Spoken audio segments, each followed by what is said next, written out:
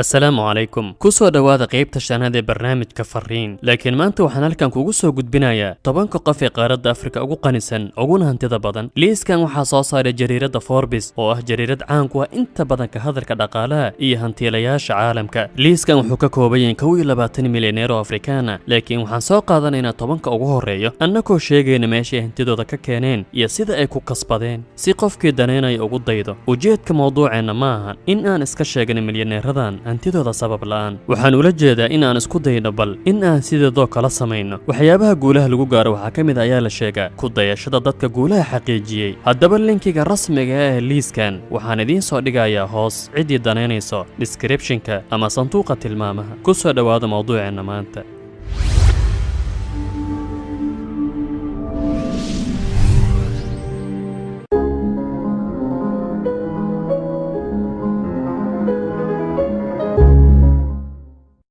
waxay idiin soo gudbinayaan anigoo Cumar Inshaar Afrika waa qaarad leh mustaqbal aad u wanaagsan dhinaca dhaqaalaha waana meel wadamada caalamka oo dhan u tartamayaan leena fursado aad u wanaagsan qofkii mashruuc fiican u soo diyaarsado waxaana kugu daliila in mid ka mid ah ragga aan sheegayno uu 2003 howlgalay maantana uu yahay bilyaneer tirikoobyadu waxay tilmaamayaan in 160,000 oo qof oo Afrikaan ah hantidooda ka gudubtay xadka $1 milyan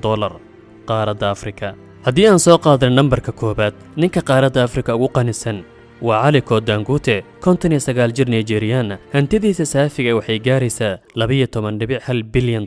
meesha ama isha ay ka imaadeen hantidiisa waa ganacsiga shamiitada sokorta iyo burka Aliko Dangote wuxuu dusha kore ka saaran yahay liiska dadka ugu hantida badan qaaradda Afrika ninkan waa milkiilaha ahna aasaasaha shirkadda shamiitada Siemens ee qaaradda ugu weyn shirkaddan sanadkii waxay soo saartaa 30 milyan oo tan oo ah shamiito 2005 waxay xarumo ka furatay wadamada Ethiopia Zambia Tanzania sidoo kale 15 dawladood oo Afrikaan ayay xarumo ku leedahay shirkaddu bilowgii shirkadaha Dangote waxay ahaayeen shirkado yar oo badeeco yar iibiyo ganacsigiisa wuxuu ku bilaabay ayaa la sheegaa deyn yar uu ka qaatay adeerkii qaabka aad wax u bilowda muhiim aha muhiimadu waa inaadan istaagin hantidiisa mar ayay gaartay $15 bilyan laakiin hoos ayay u dhacday arrimo la xiriiro hoos u dhaca ku yimid lacagta Nigeria laakiin wali waa ninka qaaradda ugu qanisan kaalinta labaad Nicky Oppenheimer 17 jir South African hantida saafiga $7 bilyan Nicky Oppenheimer wuxuu ka soo jeedaa reer caan ku ah ganacsiga dheemanka muddo 85 sano ka badan ayay reerkan caan ku ahaayeen laguna yaqaanay hogaaminta ganacsiga dheemanka adduunka oo dhan 2016 Oppenheimer wuxuu iibiyey dheeman buluug oo qiimaheedu gaaray $57 milyan waana dheemankii ugu qaalisanaa caalamka ee la iibiyay abid sidoo kale reerkan waxay leeyihiin shirkadda Anglo American ee ka shaqeysa baaridda macdanta iyo arrimaha la xiriira dahabka iyo dheemanka shirkaddan Anglo American waxaa aasaasay aabaha Nicky Oppenheimer kaalinta saddexaad Mike Adenuga ninkan arrinkiisa wuu noqosaya si fiican u dhageysta hantidiisa cidna kama dhaxlin ee waxay imaadii kadib shaqo adag iyo maskax miir haydasho iyo dhidid muddo dheer ayuu maskaxdiisa majoojinayay si uu hantiilo u noqdo waa 63 jir Nigerian hantidiisa saafiga waxay gaaraysaa ku dhawaad $6 bilyan $5.9 bilyan Mike waa milkiilaha iyo aasaasaha shirkadda taleefanada gacanta ee Globalcom shirkadda labaad ee ugu weyn dhinaca taleefanada Nigeria waxaana ku xiran 36 milyan oo qof taasoo ka dhigan in 36 milyan oo Nigerian ay isticmaalaan adeegga shirkadda kala duwan shirkadiisa isgaarsiinta sidoo kale waxay ka shaqeysaa wadamada Benin iyo Ghana waana ninka labaad ee ugu qanisan wadanka Nigeria sidoo kale ninkan wuxuu leeyahay shirkado shidaalka baaro mandiqada Delta Niger sidoo kale wuxuu leeyahay shirkado dhinaca guryaha ka shaqeeya ama waxa loo yaqaan real estate ama caqaaraad 2003 ayuu aasaasay shirkadihiisa xilli waxaa jirtay uu taksiilaha si uu quutul daruurigiisa u dabaro mar uu jaamacad ka dhigan jiray wadanka Mareykanka markii uu dib Nigeria ugu soo laabtay kadib dhaqdhaqaaq badan ayuu sameeyay hawlihiisa waxaana xigay in lacagtu soo harato iyadoo malaayiin laakiin dadaal badan kadib kaalinta afraad Johan Robert 66 jir South African hantida saafiga $6.1 bilyan hantida maalqabeenkan waxay ka imaaday inta badan asal ahaan dhaxal uu ka dhaxlay aabihii iyo ganacsiga alaabta qaaliga sida saacadaha Swiss-ka ee qaaliga dharka maalqabeennada waana madaxa shirkadda Cartier wuxuu sidoo kale saamiye ku leeyahay shirkadda tubaakada ka ganacsado shirkaddan saacadaha waxaa laga leeyahay Swiss-ka laakiin asaga ayaa madax ka waxayna ku jirtaa suuqyada ganacsiga Swiiska qiimaheeduna wuxuu gaarayaa $42 bilyan. kaalinta shanaad Christopher Wise hantida saafiga $5.6 bilyan 75 jir South Africana Masar Christopher hantida cidna kamuu dhaxlin waa dadka lagu magacaabi karo nin karmeed gacmaha xaytay markii uu jaamacadda dhameeyay wuxuu ka shaqeeyay shaqooyin caadi ah oo bishii markay dhamaato xoogaa loo tuuro sidoo kale wuxuu maamulo ka noqday shirkad dharka iibiso aad u yar kadibna wuxuu u wareegay uu ka shaqeeyay shirkad South Africana lagu magacaabo Shoprite intii uu ka shaqeynayay Shoprite waxaa kor u kacay qiimaha shirkadda waxayna furatay xarumo kale balaayin dollar ayay gaartay faa'iidada shirkadda Shoprite wuxuuna u dejiyay istaraatiijiyad isfidineed oo ah shirkaddu inay la wareegto shirkadaha yaryarka ee kale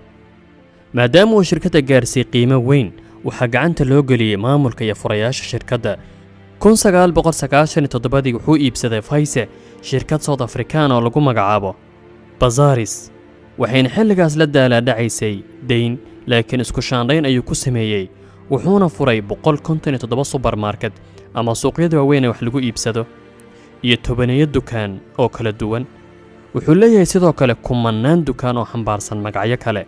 2011 ilaa 2012 kadib qiimaha shirkadda Shoprite oo kor u kacay darteed Fayse wuxuu gurtay malaayiin faa'iido kaalinta lixaad Naasif Sawiris hantida saafiga $5.4 bilyan 56 jir Masri hantida waxay ka soo gashay howlaha dhismaha iyo kiimikaalka Naasif Sawiris wuxuu madax ka yahay shirkadda Orascom oo ka shaqeyso dhinaca dhismaha shirkadda Orascom waxaa lagu tiriyaa mid ka mid ah kuwa ugu waaweyn shirkadaha caalamka ee sameeya shamiitada shirkaddan markii Masar laga soo tago waxay warshado ku leedahay Mareykanka gudihiisa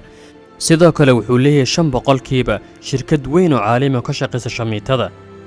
iyo 7% shirkadda Jarmalka ee ka shaqeyso dhinaca qalabka sportska ee Adidas kaalinta toddobaad Najeeb Sawiris wuxuu walaal leeyahay Naasif Sawiris kii aan ka soo hadalnay wax yar ka hor waa 62 jir Masri ah hantidiisa saafiga waxay gaaraysaa $3.7 bilyan wuxuuna madax ka yahay shirkadda Orascom qaybteeda isgaarsiinta iyo warbaahinta wuxuu leeyahay kanaale aad u badan iyo wargeysyo kala duwan wuxuuna maalgashadaa wax kasta oo la xiriira warbaahinta arrinka xusidda mudan ayaa ah in Sawiris shirkadiisa isgaarsiinta taleefanada ay ka shaqeyso waqooyiga Korea gaar ahaan ayadoo howlgelinayso shirkadda Korean Link sidoo kale shirkado isgaarsiineed ayuu ku leeyahay waddanka Masar kaalinta sideedaad Isabel dos Santos Marwa dos Santos hantideeda waxay gaaraysaa $3.1 bilyan waana 43 jir u dhalatay Angola waxayna ka shaqeysaa maalgashiga hantiyadeed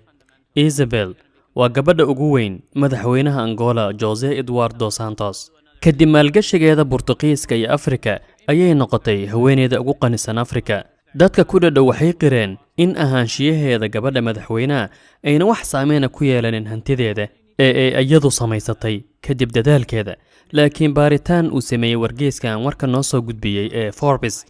ayaa leh aabaheed gacan ayuu ka geystay in hantideeda heerkan gaarto waxay saamiye ku leedahay bunuug iyo shirkado badan oo ku yaala Boortaqiiska 2015 waxay $200 milyan ku iibsatay qayb ka mid ah shirkad korontada ka shaqeysa waddanka Boortaqiiska xiriir luuqadeed ayaa ka dhaxeeya labada dal taas ayaana sabab u ah in hawleed inta badan ay noqdaan waddanka Boortaqiiska Isabel aabaha 40 sano ayuu madaxweyne ka ahaa Angola laakiin hantidaada wax saameyn kuma yeelanin arrinkaas waan ka yeelnay okay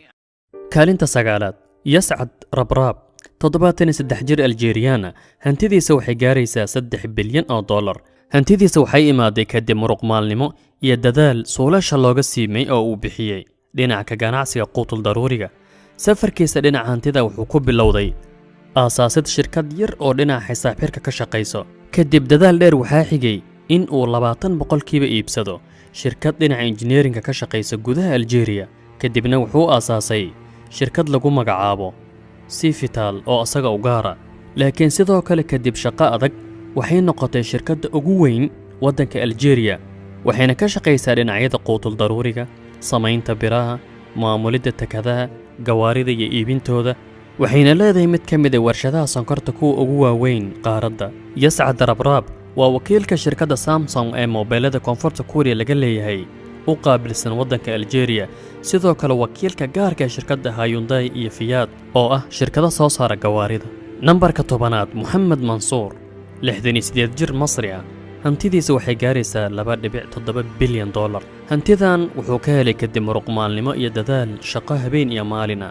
waa madaxa iyo milkiilaha Mansour Group sidoo kale waa wakiilka kaliya ee Masar geyn karo gawaarida shirkadda General Motors ee Mareykanka iyo agabka Caterpillar sidoo kale saamiye ayuu ku leeyahay McDonald's qaybteeda Masar wuxuu sidoo kale maalgashiye milyan dollar gaarayo ku leeyahay Mareykanka iyo Imaaraadka iyo wadamo badan oo Afrikaan